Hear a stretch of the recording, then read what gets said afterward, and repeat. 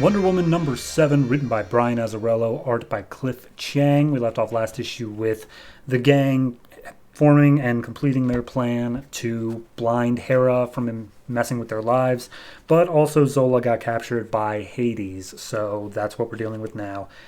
We pick up this issue outside of Club Eros, where a man is chasing down another man. The man who is being chased is Eros. That gets revealed later, but I can't just keep saying the man and the man, so the man is calling after Eros, and he's like, hey, look, I know that you made this guy, like, fall in love with me, but he's, like, obsessed now, and I can't get any peace or quiet from him, so please help me. And Eros is just like, hey, when you came to me, you were crying with tears of, like, misplaced passion. I did what you asked, and now you're crying for another reason. I have no pity for you anymore. And as the guy goes to, like, grab Eros' shoulder, Eros turns around and plants a gun in his face, and he's just like, I gave you what you wanted, so how about you say thank you and get the hell out of my face? And he shoos him along as Wonder Woman, Lennox, and Hermes show up. I think that's who it is. And so Eros immediately pulls a gun on him, and he's like, so what are you guys doing here? And he's like, we need a favor. And he's like, a favor? Yeah, of course. Anything for you, Uncle Hermes. So they go back to Eros' place, and they basically tell him the whole story of everything that happened in the previous 2 issues. And he's like, yeah, that was a bad idea. Like, you, not only are you now involved with Hera, you're also involved with the 2 brothers. Like, that was a bad idea. And Lennox was like, well, it seemed like a good idea at the time. I mean, I don't know. So basically their whole thing here is that they're coming to Eros because Eros basically rooms with Hephaestus. And Hephaestus is the guy who makes the weapons for the gods. And they need some weapons if they're going to take on Hades. So he's hoping that he can hook them up. And Eros is like, I mean, I'll let you in, but he doesn't take kindly to guests, announced or unannounced. So as he steps through this jewelry shop, which is just a front, he gets into the back room, and we see this giant forge full of all these what seem to be robots helping out Hephaestus, who is like this weird demonic ape-shaped being with like lava hands. Pretty creepy.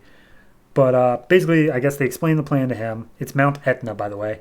And Hephaestus is like, it's going to take more than weapons to get into hell. And he's like, well, Wonder Woman's just like, you made me the lasso, and that's worked out great for me. He's like, that lasso's not a weapon. This is a weapon. And he pulls out a whip that literally shatters like a battle axe into 2. He's like, here, take the whip.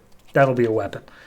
So then we see another day of them just talking, and when they start explaining more of the plan of like, okay, yes, now we're caught into this scheme between the brothers and Hera and all that stuff. We see that one of the lava pools that like he gets his refined metals from spawns out this giant lava beast thing. And Hephaestus is like, great. So because you guys are messing with Hades and I'm giving you weapons, Hades is summoning these monsters into my studio, and I will not have that. So he goes after it, tries to bash it with a hammer. It doesn't quite work and gets stuck in the beast's jaws. So Wonder Woman immediately jumps up and tips over this giant pool of water, which is meant to cool down the lava pool. And it cools down the monster to the point where it freezes. And we see Wonder Woman's able to use the lasso effectively enough as a whip. And so she whips the beast and it just crumbles into dust.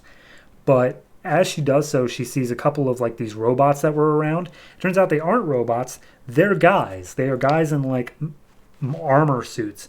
And it's revealed that these guys are actually the male children of the Amazons.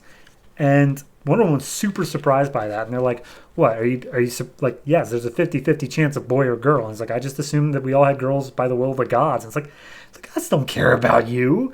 Trust me, I'm one of them.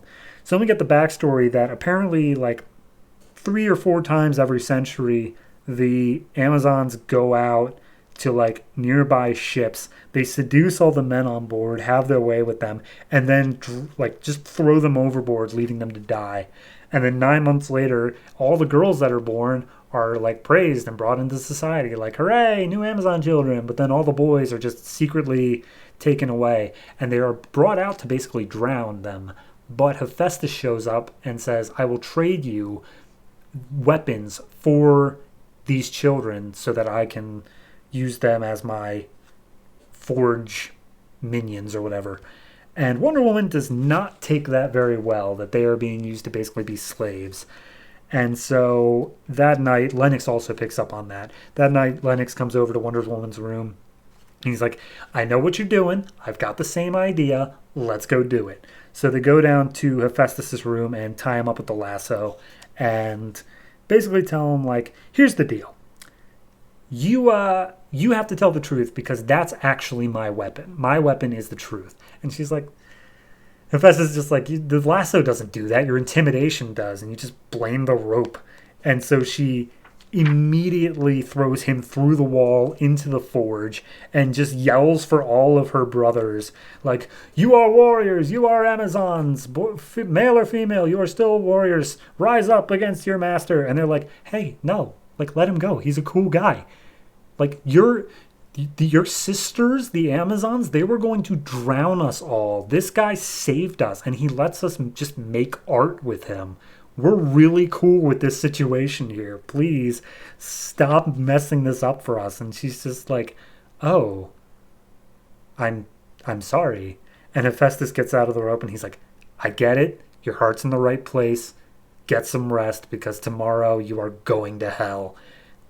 And that's where we leave off. I like this issue. It's pretty much just a one-shot as far as I can tell. It's just setting up the concept of Hephaestus and this like tiny little mild plot. But it's a solid enough little sidetrack of like, no, Wonder Woman doesn't get the full picture here. She sees like the slavery aspect of it, but she doesn't see how like it's a good deal for everybody in the end. Like there are net positive deals here. So yeah, it's a nice little glimpse into that. Art wise, it's fantastic as it has been. Don't really have any issues throughout. No, yeah, it's really is just consistent the whole way through. I don't know if the male Amazon, like that seems like one of those things that's like a massive continuity change that they're just kind of casually throwing out here, but I don't know the history of it, so I can't particularly speak of it. I do, however, think that the fact that the Amazon women are able to see men 3 or 4 times every century seems like it would be more of note considering than when the one guy washed up on the island, everyone was like, oh, Jesus. But regardless, it's something. I like it, though. I'm going to go ahead and give this one I'm going to give it an 8. I think it's actually worth that much. So I am looking forward to seeing how tricked out in weapons they are. Because just full disclosure, the next cover is Wonder Woman with dual-wielding golden pistols. I'm down for that. So yeah, I'm looking forward to seeing where this goes from here.